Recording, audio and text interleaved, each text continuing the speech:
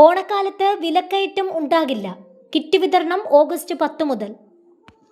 സംസ്ഥാനത്ത് പൊതുഭരണ വകുപ്പിന്റെ നേതൃത്വത്തിൽ 5 പരിഷ്കാരങ്ങൾ നടത്തുമെന്ന് മുഖ്യമന്ത്രി വി.ഡി. സതീശൻ. പദ്ധതികൾ വൈകുന്നത് ഒഴിവാക്കാനാണ് ഇതിലൂടെ ലക്ഷ്യമിടുന്നത്.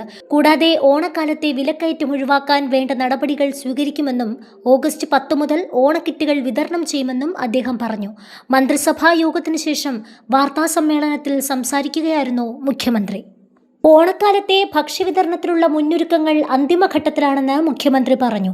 മഞ്ഞ റേഷൻ കാർഡ് ഉടമകൾക്കും ക്ഷേമ സ്ഥാപനങ്ങളിലെ അന്തേവാസികൾക്കുമായി ലക്ഷത്തിലധികം സൗജന്യ ഓണക്കിറ്റുകൾ വിതരണം ചെയ്യും.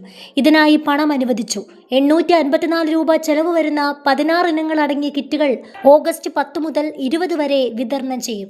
വിപണിയിലെ അരി വിലക്കയറ്റം നിയന്ത്രിക്കാൻ 1,65,932 മെട്രിക് ടൺ അരിയും 24,506 മെട്രിക് ടൺ ഗോതമ്പും ലഭ്യമാക്കും. മുൻഗണനേതര വിഭാഗത്തിലെ നീല കാർഡുകാർക്ക് 10 രൂപ 90 പൈസ നിരക്കിൽ 3 കിലോ അരിയും 8 രൂപ 70 പൈസ നിരക്കിൽ 2 കിലോ ഗോതമ്പും സ്പെഷ്യൽ ആനുകൂല്യമായി വിതരണം ചെയ്യും. തിരുവനന്തപുരം, എറണാകുളം, കോഴിക്കോട് ജില്ലകളിൽ ഓഗസ്റ്റ് 8 മുതൽ 25 വരെ ഓണം മെഗാ ട്രേഡ് ഫെയറുകൾ ഉണ്ടാകും. മറ്റ് 11 ജില്ലകളിൽ ഓഗസ്റ്റ് 16 മുതൽ 25 വരെ ഓണം ജില്ലാ ഫെയറുകളും 126 നിയമസഭാ മണ്ഡലങ്ങളിൽ ഓണം മാർക്കറ്റുകളും സംഘടിപ്പിക്കും. സർക്കാരിന്റെ 2 മാസത്തെ പ്രവർത്തന കാലയളവിൽ 448 കോടി രൂപ ഭക്ഷ്യവകുപ്പിനായി അനുവദിച്ചു. സൗജന്യ കിറ്റ് ഉൾപ്പെടെയുള്ള വിപണി ഇടപെടലിനായി 273 കോടി രൂപയും നെല്ല് സംഭരണ ബോണസായി 154 കോടി രൂപയും ഗതാഗത ചാർജ് ഇനത്തിൽ 20 കോടി രൂപയും നൽകി. വിപണിയിലെ വിലക്കയറ്റം തടയാൻ ജാഗ്രതയോടുകൂടി സർക്കാർ പ്രവർത്തിക്കുമെന്നും മുഖ്യമന്ത്രി പറഞ്ഞു. അതേസമയം നിരവധി വർഷങ്ങളായി സംസ്ഥാന ഖജനാവിൽ നിന്ന് കോടിക്കണക്കിന് രൂപ നഷ്ടപ്പെടുന്ന സ്ഥിതിയാണ്. അതിനാൽ പൊതുഭരണ വകുപ്പിന്റെ നേതൃത്വത്തിൽ 5 പരിഷ്കാരങ്ങൾ രൂപീകരിക്കാൻ മന്ത്രിസഭാ യോഗത്തിൽ തീരുമാനമായി. ഒന്നാമത്തേത് അസറ്റ് മാനേജ്മെന്റ് ഡിജിറ്റൽ പ്ലാറ്റ്ഫോമാണ്.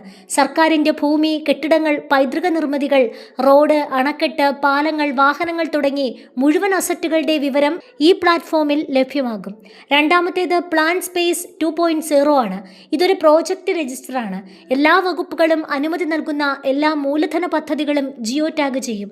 നിലവിലുള്ള പ്ലാൻ സ്പേസ് വിപുലീകരിക്കുകയാണ് ചെയ്യുന്നത്. ഏകദേശം 2000ഓളം പദ്ധതികളുടെ സാമ്പത്തികവും ഭൗതികവുമായ പുരോഗതി ഇതിലൂടെ ഇനി ട്രാക്ക് ചെയ്യാനാകും. മൂന്നാമത്തേത് സർക്കാർ സ്ഥാപനങ്ങളുടെ സമഗ്രമായ രജിസ്ട്രിയാണ്. 591 സ്ഥാപനങ്ങളാണ് സർക്കാരിന് കീഴിലുള്ളത്. ഏകദേശം 19,000 കോടി രൂപയാണ് ഇതിൻ്റെ ശമ്പളമായി പോകുന്നത്. എല്ലാം പല കാലത്ത് രൂപീകരിച്ച സ്ഥാപനങ്ങളാണ്. ഉദ്ദേശം കഴിഞ്ഞിട്ടും പല രീതിയിലും തുടരുന്ന സ്ഥാപനങ്ങളുണ്ട്. അതെല്ലാം ഇനി സമഗ്രമാക്കും. നാലാമത്തേത് കാലഹരണപ്പെട്ടതും അനാവശ്യവും പരസ്പര വിരുദ്ധവുമായ നിയമങ്ങളുടെ സമഗ്രമായ അവലോകനവും ഭേദഗതിയുമാണ്. അഞ്ചാമത്തേത് മികച്ച ജീവിത സൗകര്യത്തിനും ബിസിനസ് സുഗമമാക്കുന്നതിനുമുള്ള പരിഷ്കാരങ്ങളാണ്. ഇതുകൂടാതെ ബ്രഹ്മോസ് എയ്റോസ്പേസിനു വേണ്ടി 90 ഏക്കർ സ്ഥലം നൽകാനും additional director general of prosecution വിജിലൻസായി ജി ശശീന്ദ്രനെ നിയമിക്കാനും തീരുമാനങ്ങളെടുത്തു.